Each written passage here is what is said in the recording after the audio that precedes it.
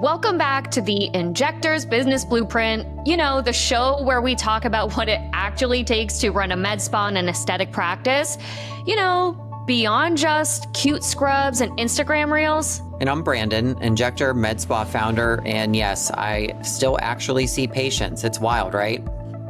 And I'm Erin, business coach to med spa owners who are tired of guessing their way through growth. I've done it all, leading teams and running spas around the world, fixing all kinds of disasters. Now, I just help you avoid them. If you're here for fluff, feel-good quotes, or business advice from someone who hasn't held a syringe since Botox was just introduced, you're in the wrong place.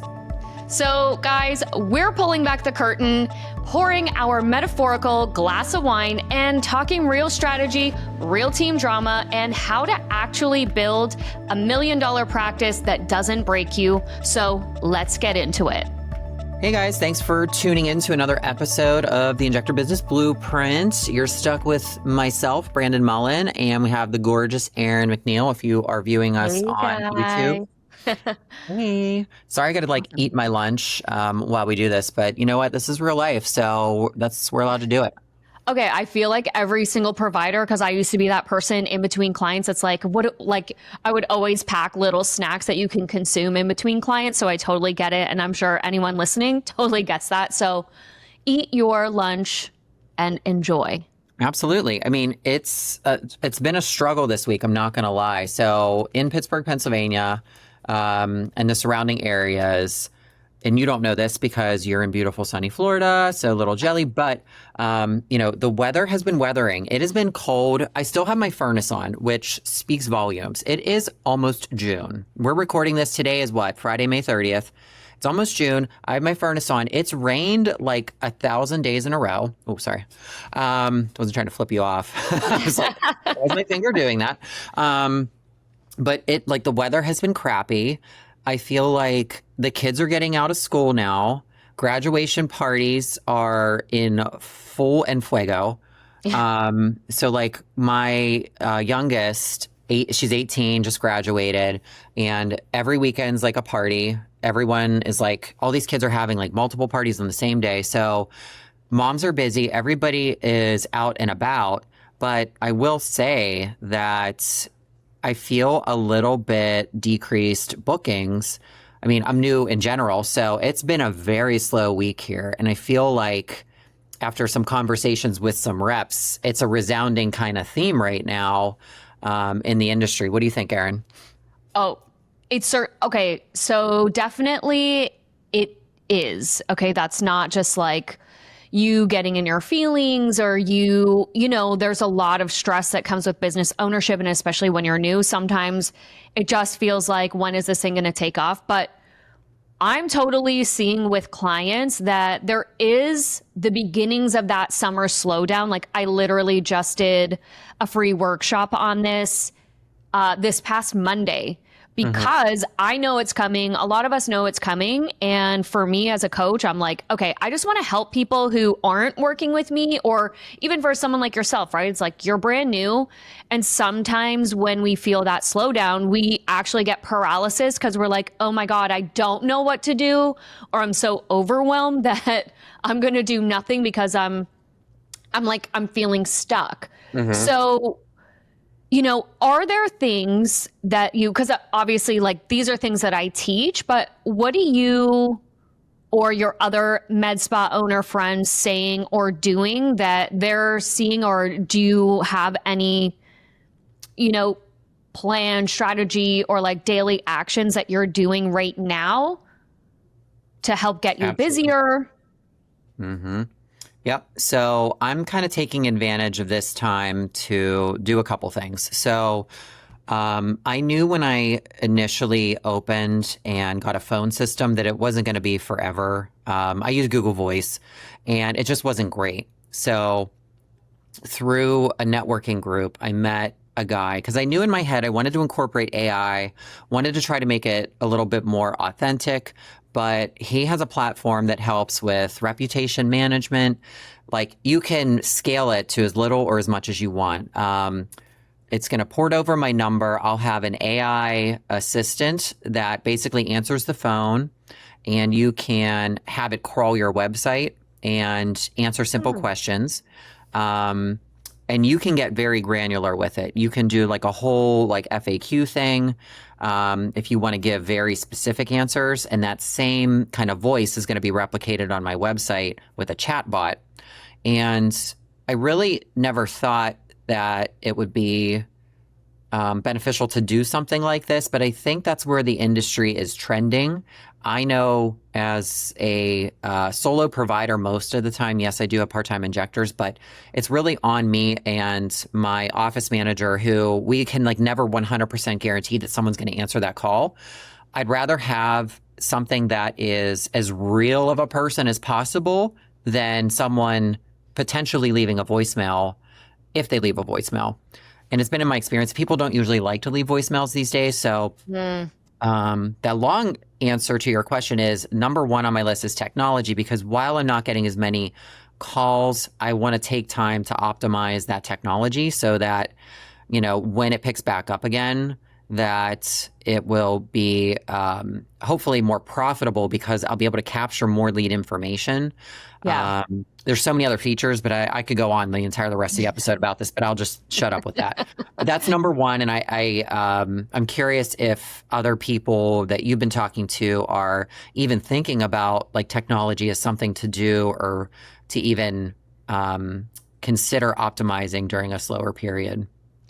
Yeah, that's an interesting one. I've not heard about that, so I'm definitely gonna look in, or like after the episode, we're gonna chat more. Mm-hmm. I always look at it from the perspective of like, okay, what is in my control, right? Because we can't control the market, we can't control the season, we can't control, you know, if people are opening their wallets or not. But this is where I try to remind people that it's inputs versus outcome.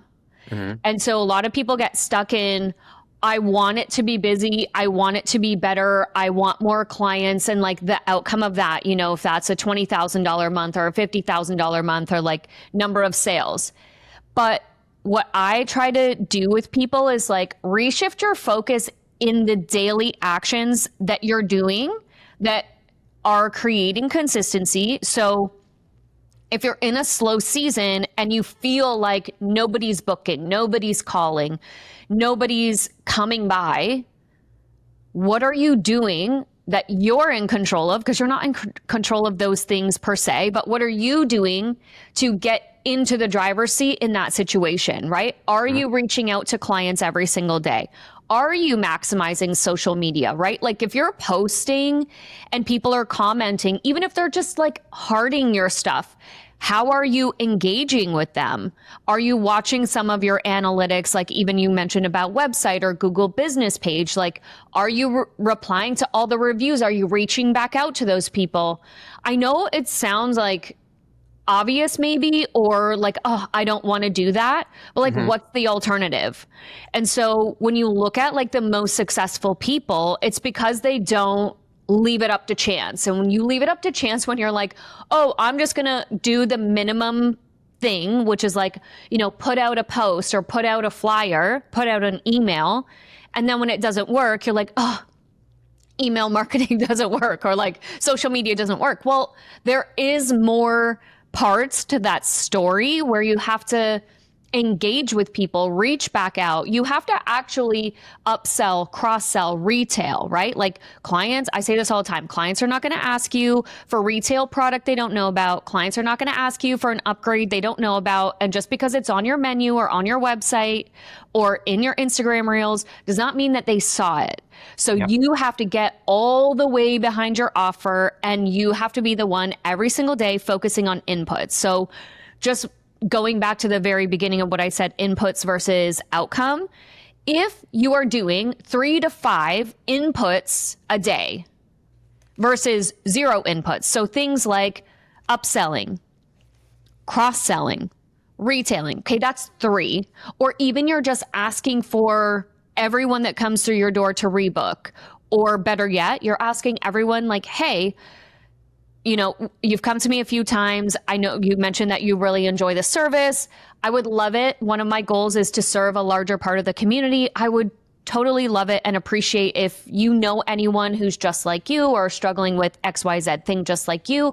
If you would pass along my name, it would mean the most to me. It's one of my goals to serve more of the community this year. Like these little things that are totally 100% in your control, and people don't do them because they're like, either one, like, oh, that's like lame, or like, oh, I don't want to do that. But when you look at, that iceberg effect of people, right? The most successful people where you're seeing them at the top of the iceberg and you're like, oh my God, I want to be where they are. Like guaranteed there was a time that, and maybe this is like me being like 40 plus years old, is like there was a time where they were probably door knocking and cold calling and dropping flyers on cars and like what you're doing, right? Going out to so many community events and like introducing and networking.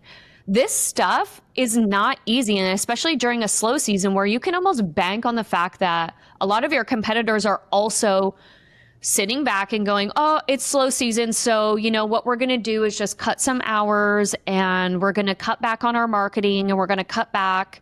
But the thing is like, lean all the way in and take some action, right? So I know I've gone on for a little bit about that, but I'm so passionate about like, you are so 100% in control of your own actions, and stop giving up your power to the outside world, right? Because I just find so many people feel helpless during this time, or if it starts to slow down, not just even summer. You could have a month where you're like, wait a minute, why is it not as busy? So instead of wasting time wondering, like jump into action.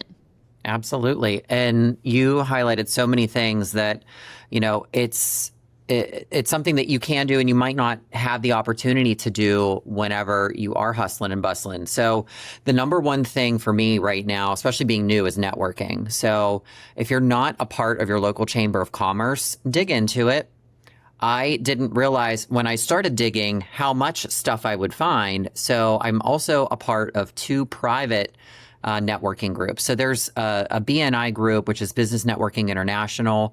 That's a thing. I don't participate in that. They're very strict, but you might not have had the leniency and flexibility in your schedule to do some of these things or go to some of these networking events. And then That's create true. your own. Oh, sorry. Go ahead. No. I'm just saying that's true, right? Is like, if it's slow, you probably have more time now. So that's a really good point. Absolutely. And I try to create my own networking opportunities. Like, for example, thank God you can't smell me, because I went to a local hot yoga studio. It's yoga and fitness, but I had met the owner a couple months ago. He was training to do Pilates certification. So I just went in and took a class. Like, I'm genuinely interested in going. Like, I'm not just going to be like, oh, I'm going to fish clients. But like, I mean, I feel like if you're going to be genuine and go in and want to cross-pollinate and network, you have to go in with good intentions, not just go in like a bull in a china shop and be like, I need patience. I'm going to see if I can get some of your people, because they care about fitness and they care about, your their health. So, naturally it'd probably be a good fit. But long story short, ended up, the owner walked in after my class. We kind of like reconnected because I haven't seen him in a couple months, and I'm already scheduled to go back tomorrow before I see a couple patients. And he's like, I'd totally love for you to announce yourself tomorrow in front of the class, which is full and there's 30 some people. Bring in your rack cards, bring in your business cards. I'll put them up. I'm like, thank you. And likewise, and yes. And, also like we can do a networking event like later on and do something, because there's a big connection between health and aesthetics. So, you kind of have to create those opportunities. I mean, do I go in with my branded workout gear and my branded thing that's on my Yeti? Of course. But, I try to be graceful and not overbearing when I'm out in public with anyone, but I'm always going to use any interaction with a human as an opportunity to maybe promote myself. No, I love that, because, so many owners that I work with will say like, oh, what do I do? And I always think back again, like when I was a spa director, I would go to a new market, right? I was working in all these different places. And then it was like, I was my own marketing department. So I had to get familiar with, okay, where is this spa located? Who is their clientele? And then start to do the same thing, get out into the community and see like, where is our ideal client actually hanging out? So like if you're looking for those collaboration opportunities, what you just mentioned, like hot yoga, Pilates studios, I feel like in Florida, every single corner, there's a new Pilates studio. So Pilates is a big one, right? Because even if you look at their average spend, that's someone who's spending a little bit more on their health and wellness. So aesthetics is a natural integration. Looking at partnering or collabing with gyms, because the thing is like you want to get tapped into their membership base. So you can offer them something like, hey, you can offer to your membership an incentivized like first patient visit preferential pricing or preferred pricing or whatever it is for like the first treatment or whatever, right? Like that makes the gym owner go, wow, that's leverage I can use with my membership. It helps you, right? But you're also doing something for them where they want to push it for you. I mean, small clothing boutiques, right? When you think about the price point there and the way that people shop, you're just looking to align yourself with another business who has an ideal client just like yours, if not the exact same one. Mm-hmm. So I think that those are like, and we always call these like low hanging fruit sales. Like those are low hanging fruit sales. And as you mentioned, right, you're like, I was already going to the yoga class. I just actually looked and paid attention, like who's the class instructor, like who's the owner. So you could introduce yourself and just say, hey, I also own a business in this community too. Like, I think that having the courage to open a business is one thing, but then having even more courage to keep putting yourself out there and like, listen, not everyone's going to say yes, and that's okay, but get yourself out there. I mean, here in Florida, I can't tell you how many golf and country clubs there are, how many yacht clubs there are, dealerships for luxury cars. Like we all share same clients. So you go to find out who's the membership manager at the golf and country club, at the yacht club, at your, I don't know, there's probably even more, like there's probably supper clubs and all of these other like higher end elite fitness or maybe even more of a like exclusive fitness. There's tons of opportunity, and that's obviously just one example, right? And I think when you're in that position, it's okay to give a little to get what you want. So even for you in the yoga studio, right? Like maybe it's like, he's allowing you to stay in front of the whole class. And then it's like, and if that's something you want to, take me up on, or you want to consult or whatever, it's like the consult will be complimentary where normally it's $100 or whatever it is. Right. So I think things like that, and always like make it very like specific in and around that this is not forever. This is like a one-time thing or whatever. But I feel like these opportunities are everywhere in front of you, but because that opportunity doesn't look like a person physically walking through the door, some people don't see it, right? It's like the red car theory. If you're not looking for red cars, you didn't see any, but there's probably red cars all around you. Absolutely. And I think too, another benefit that you can use kind of downtime for is education. So if you maybe have new staff members, if they're, lounging around, bust out that anatomy book, check out some of the videos that you never look at on your vendor sponsored provider page or portal. Look at some pre-recorded things, or I'm notorious for like collecting a ton of data at conferences. And then I let that sit in that folder forever. But I'm trying to get better with trying to carve out some time during the week. Have staff meetings and get your staff engaged in some of these community events too. I told my other injector about this class. She hates hot yoga, but I'm like, babe, it's really not about it. Like, I know you're going to die, but like put your hair up in a bun, wear something branded, and we'll go together tomorrow. So get their faces out there too, because one thing that I've experienced is, people hear what I say, the way that I talk about services and procedures and the way that I kind of do mini consults in the moment, then they want to book with me all the time. I'm like, okay, that's cute, but I want them to be busy too. I don't want to be doing everything. So, get everybody involved. This is not just like the business owner or the practice manager or the front desk. Like, get everybody involved. And, if you have like a nice cohesive staff, you can kind of use it as like a little team building thing. Like, I mean, I would totally have a private yoga class, but like, again, that's like a little bit of a tangent because that's not going to get me more leads. But, you know, it's kind of like a little bit of an added benefit for your staff to do something fun that's not just, you know, in the office, you know, commiserating over how many tox patients you don't have today or something. So there's so many things that you can do during this downtime. And, you know, a conversation with your rep too, see what they're up to. Because odds are, if you're slow, you're not the only one, but see what is going on in your area. And maybe your rep can help support you, whether it's training or a product for training. You know, maybe you have something that's been sitting for a little bit, create a promotion and, you know, socialize that with your client base. So I feel like there's 1,000 ways to skin a cat, but to what you were alluding to, you know, it does get very defeating sometimes to, you know, do a couple things and then, you know, you get nothing from it.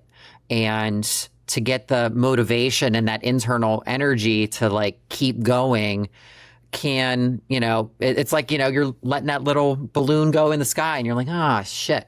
But, you know, you just have to keep going and keep reinventing. And if it doesn't work, at least you tried. Yeah, I think what you mentioned, okay, that's so important because it's like, I do find that people want instant gratification. It's like, well, I put out one email. Why is no one responding? So maybe you're like, it's not that it's the email itself in terms of a marketing tool, it's what did that email say, right? Mm-hmm. So maybe sometimes when things aren't working, the thing is evaluate why it didn't work so that you can change it. So we always kind of focus on more, better, new. The thought here is that we either need to do more of the thing, right? Which is alluding to what you said, consistency, don't give up just because it doesn't work the first time, right? So maybe you need to do more of that thing, or maybe you need to do it better. So if you're already now doing it more and you're right, like consistently every single day, so maybe now you need to tweak it and do it better. Mm-hmm. So then we're always looking at the feedback loop of what did we do? Did it work? Did it not work? And how do we tweak it to make it better? And before we add in new, right? Like new treatments, new procedures, new products. Because I do find that people will say like, oh, you know, I've opened my clinic. I've been open for a year. I don't have a lot of patients. So now I'm going to buy a laser. Buying a laser is not the solution, right? You have to do more of what you were already doing. And if you've maxed out more, you're going to try to get better at it. Once you're better at it and you've done all that you can do, you've done it better, then you can add something new because you already have that predictable income. So when we talk about the slow season, look at what you're doing every single day with your marketing or even with your social media, with calling, texting, DMing previous clients, right? So you mentioned, in your downtime, you could be training staff. 100%, I think you'd be training staff on sales, right? There's lots of TED Talks, YouTube channels, all of these things that if you feel like sales aren't that great on your team, like spend an hour to 2 hours diving in as a team, learning different techniques or different approaches. But even with that said, it's like, just go back 6 months, right? If you had a stellar December, where did all of those clients go? Reach back out to those clients and reach back out in a way that it does feel more personal, or it feels like it was very intentional, which it should be, right? Don't send one blanket email. Meanwhile, you have different segments inside of your business, right? Send something to the people who are doing acne treatments. Send something different to the people who are doing, neuromodulators. Send something different to the people who maybe need to repurchase product. So it does take a little bit of time and effort, but again, I think I said this before, we can't expect people to just rock up to our clinics, drop $3,000 with us doing a minimum amount of effort, right? So make people feel special, make them feel like you're thinking about them. And so when you're reaching out, and lean all the way in. You talked about AI, lean all the way into your AI tools to help you, come up with the copywriting or how you're going to approach things, because that will help you feel less overwhelmed of like, where am I going to start? So use those AI tools. But I think, pull your lapsed client list. Like that's the lowest hanging fruit you have. Those people already spent money with you. They already like you. They already know you can get them results. So that's low hanging fruit you can easily do. Absolutely. And I mean, it's summer. So if you have skincare, like people need to change up their routine. Even Erin now going from Canada to Florida, like that's a whole different like ball game, right? So, take advantage of that. Maybe create a special bundle for summer to change up their skincare. That SPF that you have, now's the time. So creating education and content around that, creating a deal, that's stuff that you can still generate revenue and not need to see somebody, but maybe lure them in with that. There's so many ways to skin a cat.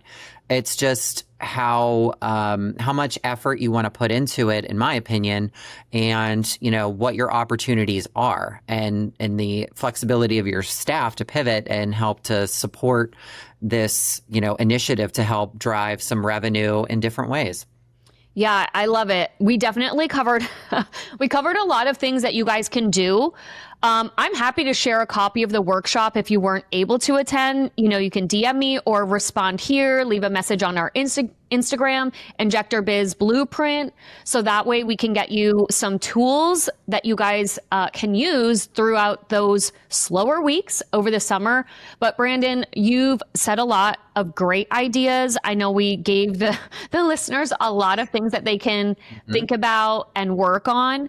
And guys, just remember, we won't feel motivated every single day inside of our business. So if you're someone like me that needs sometimes a kick in the ass, or you need a point of inspiration, like make sure that you follow accounts or you look into things that really light you up so that you feel that fire again, because you can definitely feel a bit monotonous when we're doing, it's slower over the summer and we feel like we're just doing the same thing over and over. So just a reminder, guys, lean all the way in, stay consistent, don't give up right after it doesn't work the first time. That's an unreasonable belief system. Keep at it, keep going. We're here to support you so that you have a very busy summer. So I think we've left everyone with a lot to think about and a lot to work on. I agree. Yeah, great talk. And yeah, I think it's, great to just remind people that it's okay to take a pause, take a deep breath, re-strategize, and just come back. Like, it's okay. Just don't sit on your laurels too long. Yeah. Don't unpack your bags and live there. Absolutely. All right. Well, let's go get on with our day. Thank you guys so much for tuning in, and we look forward to talking to you next time. Thanks, guys. Bye. That's a wrap on this episode of the Injector's Business Blueprint, where we turn chaos into clarity. If you got value from today's episode, hit subscribe, leave us a review, and share with another injector or med spa owner who's ready for real talk. Check us out on Instagram at InjectorBizBlueprint. Until then, stay blessed to be stressed.